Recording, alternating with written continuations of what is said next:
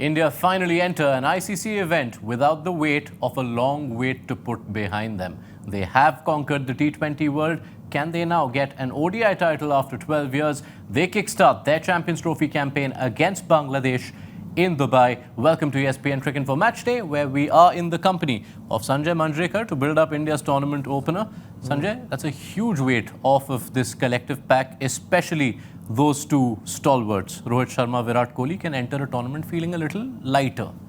Yes, and it's a format that also allows you to be a little not lighter, but the pressure certainly gets a bit easier in the sense that Rohit Sharma's got 100, Virat Kohli's got a 50, and they'll get some time as well during the course of the tournament to play themselves in. So the pressure is not too much.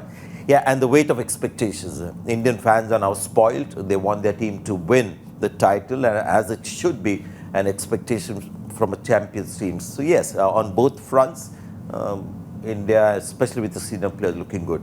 And it is one of those questions that follows these two at this stage of their career on the minds of so many fans. Could this be a last dance? Could this be the last ICC event that we see Rohit Sharma and Virat Kohli either together in or individually? What are the expectations, realistically, from both of them?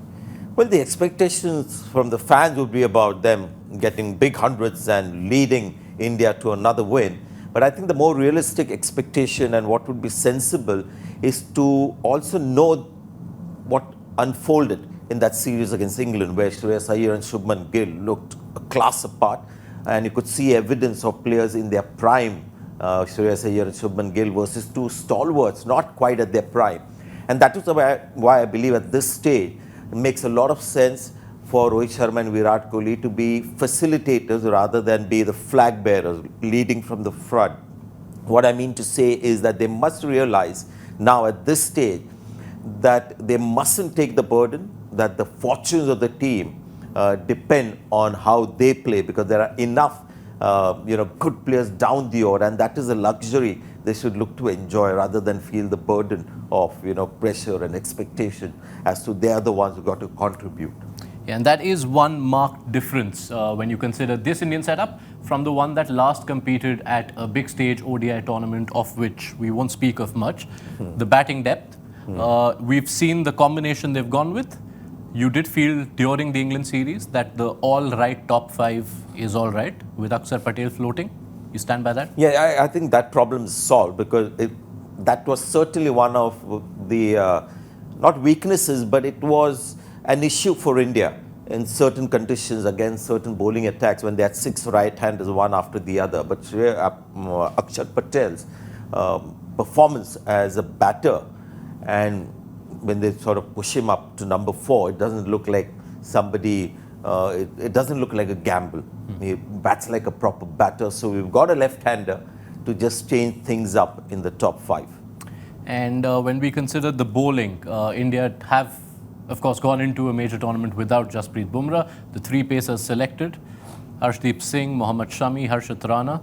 Jury's still out on which is the best combination of 2. Which way are you leaning?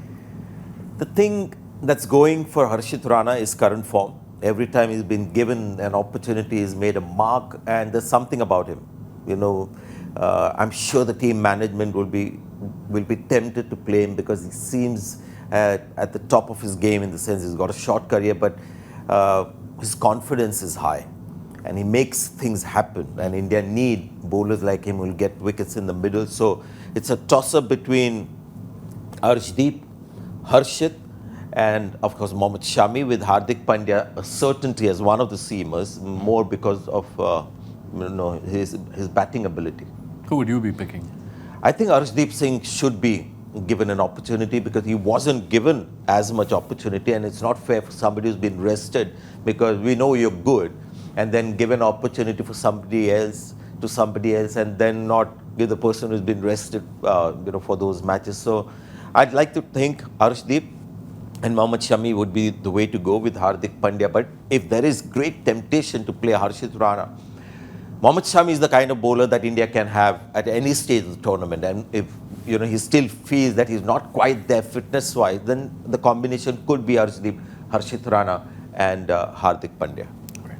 Let's turn our attention towards Bangladesh, and it will be a very different Bangladesh, not least because they enter an ICC tournament without Shakib Al Hasan after 2 decades, but also because all of a sudden we're seeing a Bangladesh side which is pace heavy.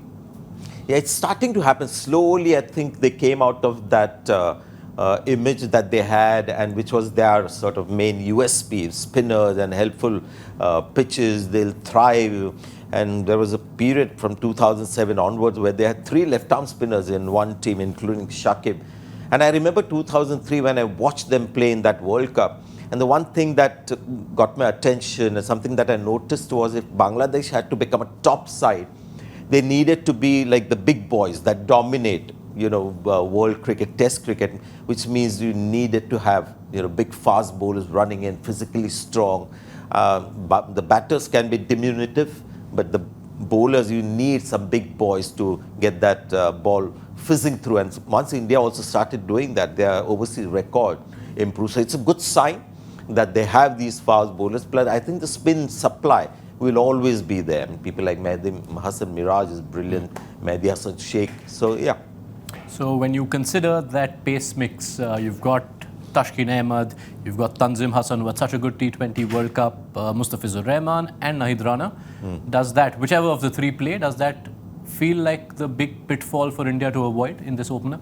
I see them being a bit of a threat with the new ball to begin with, considering both Rohit Sharma and Virat Kohli look a little vulnerable. I mean, in the last match in the one-day series, Rohit Sharma was out, caught behind on an Indian pitch. And these guys are pretty good. So that is the only little worry for India with the fast bowler, the first few overs. But once India get through that patch without losing, too many crucial wickets, I don't think later on there's anything to worry about. All right, we'll leave it here. Sanjay Manjrekar will be here with us live just before toss time on ESPNcricinfo Match Day. So be sure to join him as we build up to India's tournament opener against Bangladesh.